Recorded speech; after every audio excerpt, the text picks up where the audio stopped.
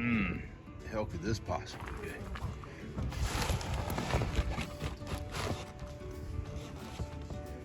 Valparaiso, Indiana. Only one thing comes from Valparaiso.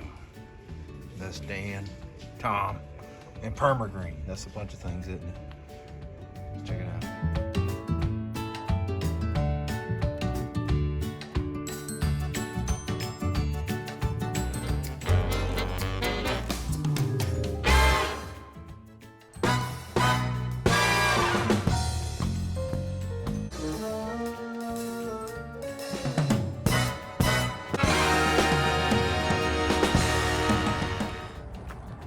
All right, so we're gonna put the Vanguard power upgrade kit into my older Triumph.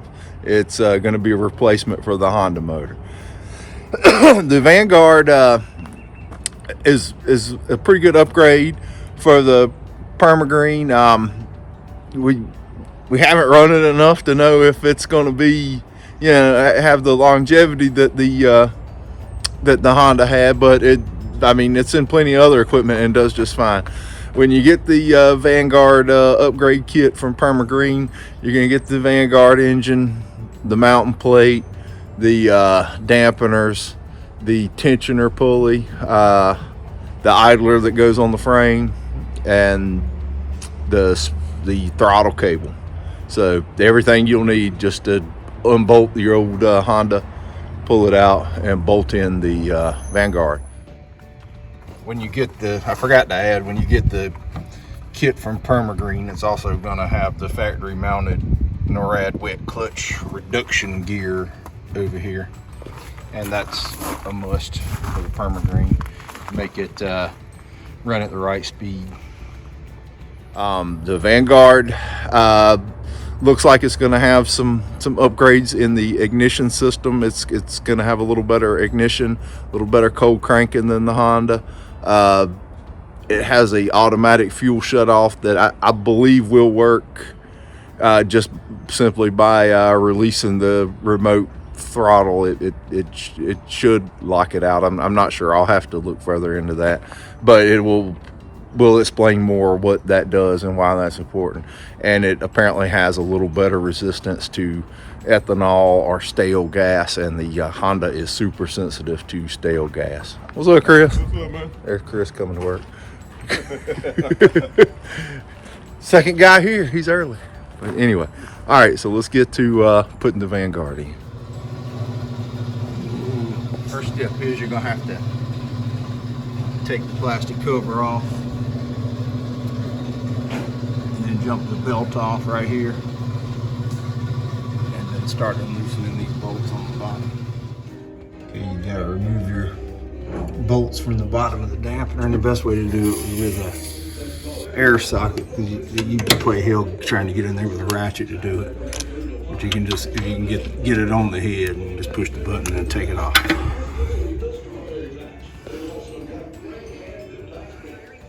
And then you take your bolts out, the whole mounting plate, engine, everything will come out. You'll still be connected at your wiring harness and your throttle cable. Then we'll have to get up in here to get the throttle cable off. So you'll take the air cleaner off, and I'll show you where we're at from there. Phillips screw right there, we'll take this off, and you can take the throttle off. Okay, just some visual things with the two motors out of the machine here on the table, just so we can kind of compare and contrast. The Honda is fantastic. It works great. This one has right at 1,000 hours on it. It's had a carburetor put on it, and this piece here, this shroud, because I snatched it off one time trying to pull start it, and at least 1 million of these, which that's a item that you're going to be replacing a lot on the Triumph. And when it's in the machine, the tank is right up against here. So what you have to do is get in here and loosen this bolt, but it's slotted so it slides out, and then take the bolt out there and down there to take the recoil off. On the Vanguard, it's a little more thought out for the Permagreen. So this one here will stay in and it's slotted, so that doesn't come out. That's just a stop to hold it in place. And the only bolts you got to get out of this one and this one, which will be pretty easy to reach with it in the unit. So that's a good deal. Obviously the difference in the air cleaner there. This one, it sucks in from the bottom, and there's not a lot, like a canister filter like you'd have on a mower, spins the large particulate out like this one does and throws it down into this little deal here and kicks it out. So with this one, when you're spreading seed or fertilizer, sometimes you'll have seed sucked up into the air cleaner, and this should spin it out. So this is a much improved air cleaner design. Sorry, it's taking me a second here. Let's see, you got a little cartridge filter in there, and the like I say, it's got like a cyclone design around it where the larger particulate will stay slung around the outside until it slings out into that. So that is cool, and it's like it has a much more positive seal to keep stuff from coming in. Sometimes I think stuff gets around where that sits on top of the carburetor. And much to my pleasure, these two screw holes on the top of this muffler act like a little water fertilizer reservoir. And this is just little thin monkey metal stuff. So as water sets on top of that or fertilizer, the area around the screws rots out. So as you can see, this one's got a sheet metal screw stuck right through it holding it in. But on the Vanguard, there's nothing on that to collect that water. It bolts in from the sides. So I like that way better, and it looks like a larger muffler, so the engine should run quieter. And again, we got the oil fill right there, a big oil fill cap right there on that. And in the Honda, you have to put the oil in under there, which is really difficult to reach, and it's hard to fill that thing up precisely. You always put too much in it and it runs out. This has the dipstick. I don't know if we're going to be able to use it where it's going to be on in the Triumphs. I mean, this is this motor was made to be a direct fitment competition motor for the Honda.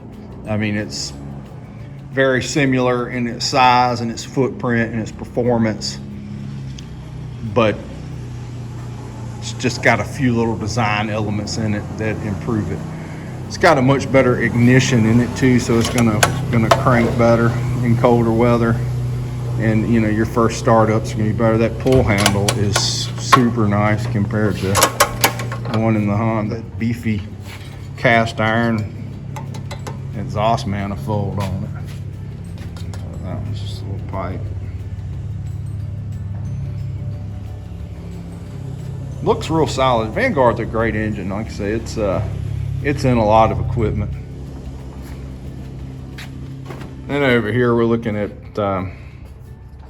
stuff. that throttle cable can be configured a whole lot of different ways to go into this. I'm thinking that Permagreen's already got it set up before they shipped it out how it's supposed to be. We'll just probably have to adjust it.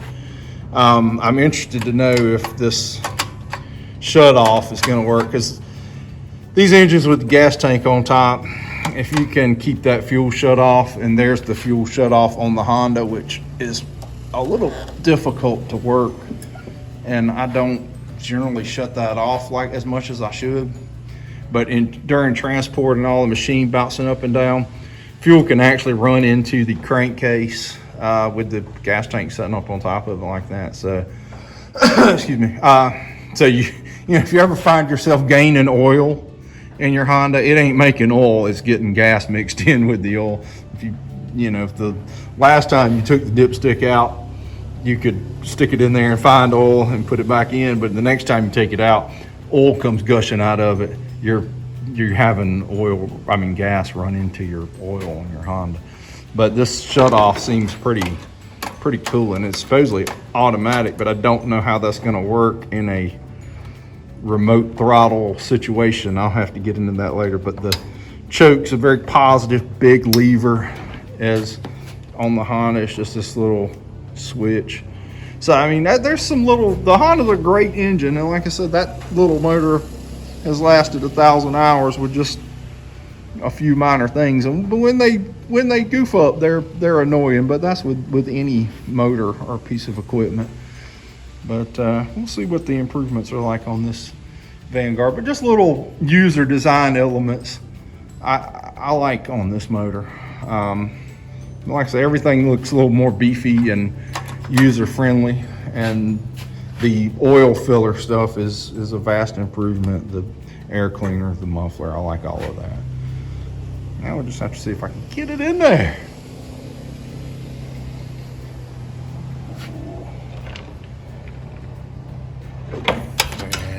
Vanguard. All right, playing around. Well, she's gutted. We're gonna wash out from here these frame rails and all, the hose, get it cleaned up. All right, the Vanguard's going to require a different size pulley right here on the frame rail, and with the kit from Permagreen, that is included. So I'm just going to remove that old one, pop a new one in there. Here's the new one. Doesn't look that much different. It's no different.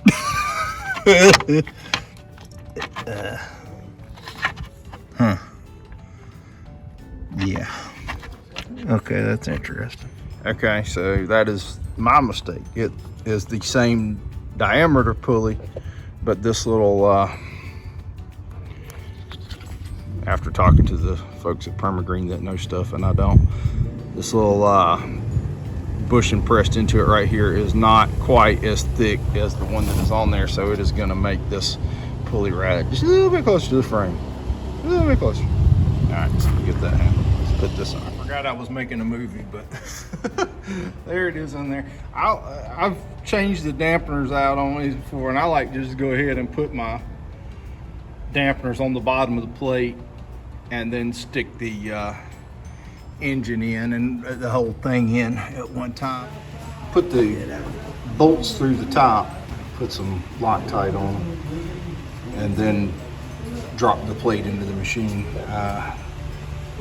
This bolt here and this bolt here are a pass-through. That's your tether to hold the plate into the frame in case the bushings wear out. You don't tighten these very tight, you just tighten just enough to hold it on. Make sure you get a little Loctite on them too.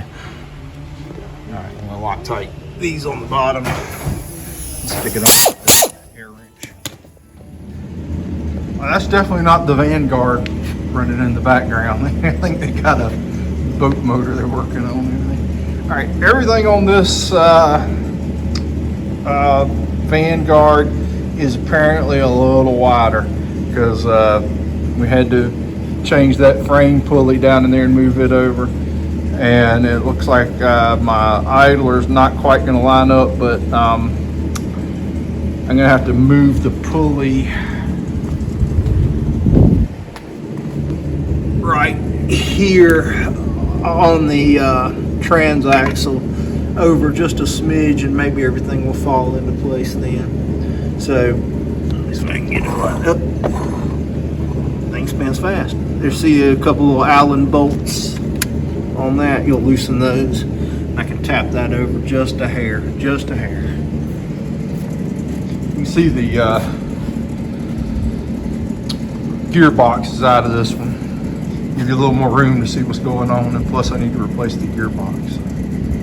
Two birds with one stone. All right, well there's all that. It is pretty tight, as you can see in there, and this has some movement in it, so I guess it'll be all right, but I got it lined up down on the bottom pulley up there and the pulley on the frame, and then this just squishes down onto it, so this lined up as good as it be. All right, well here's your throttle cable routing. I don't know if you can, that screw right there is what holds the outer cable in place. And according to Permagreen, they want it looped around through that. And you definitely want it to come back on this side and run through this holder to be out of the way of your dashboard and running into the throttle. The cable seems a little short. It won't do like the original did and go through the bundle holder down here and then up, because it's just too short after making this loop right here. There may be another way to reconfigure the pulls on this to make it where you could run the cable out over here. I don't really have time to look into that right now, but for now the recommended routing is this. I don't really love that, but because I mean it's all out here in the way, but I mean I'm sure it's fine. And to get for the time being, to see if we're right, I ran it up through here and hooked it in, and I loosened this bolt in here, and I went ahead and squeezed it wide open. I loosened it enough to where it still held it, but I could still pull it through with this.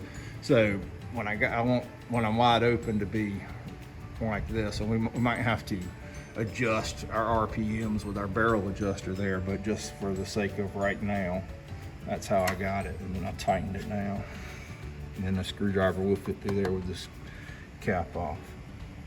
But there you go. There's your throttle cable routing. So it goes around here and through there, and then across here through the bundle holder and into the throttle. All right, well, there's that.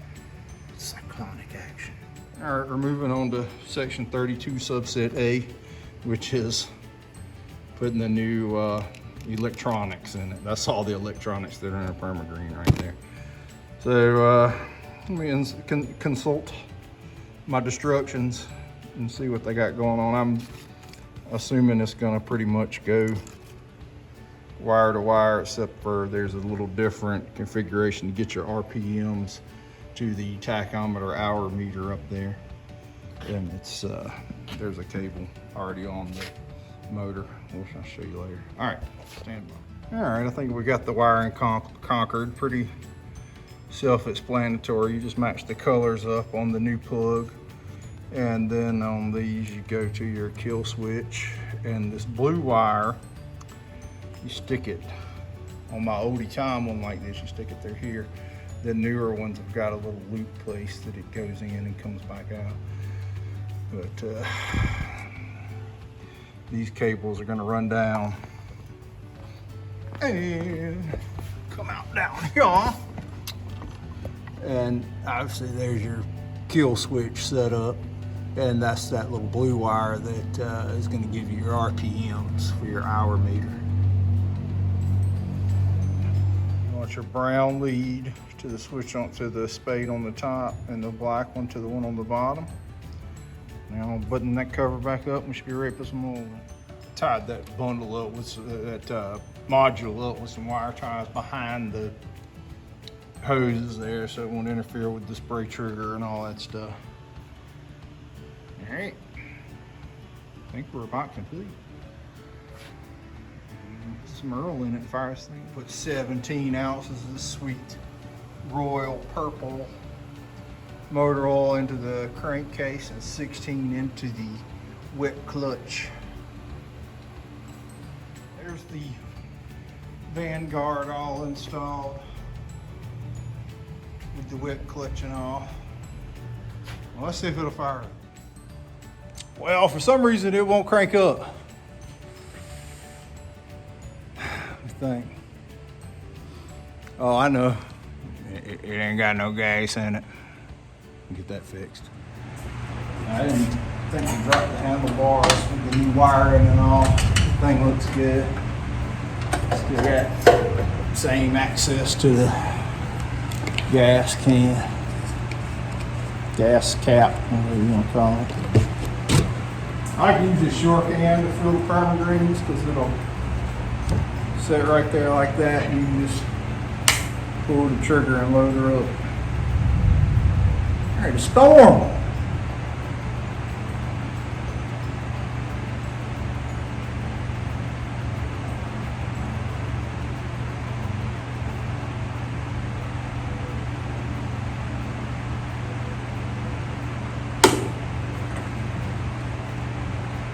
We'll turn the ignition off. Give it a couple little throughs just to make sure we got good stuff circulating through the arrow. Alright, looks like back is choke. Get this thing will fire up.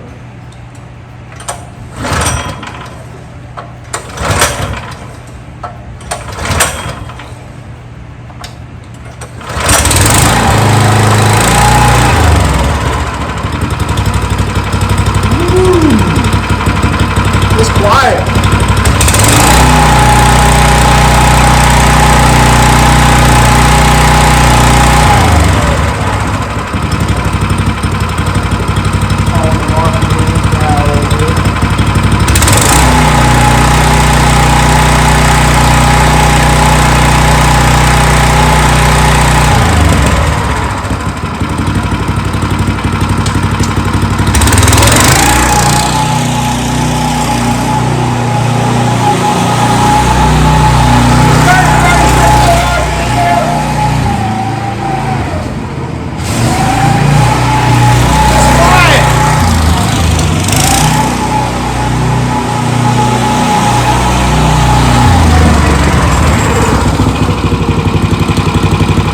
I tone the RPM down a little bit, but man, super quiet.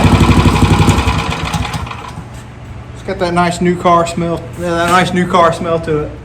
I think when you got it cut off, I don't think you're in that full fuel shut off, but all you got to do is push that forward a little bit and your fuel shut off. I'm probably more apt to do that than push that big toggle all the time on the Honda.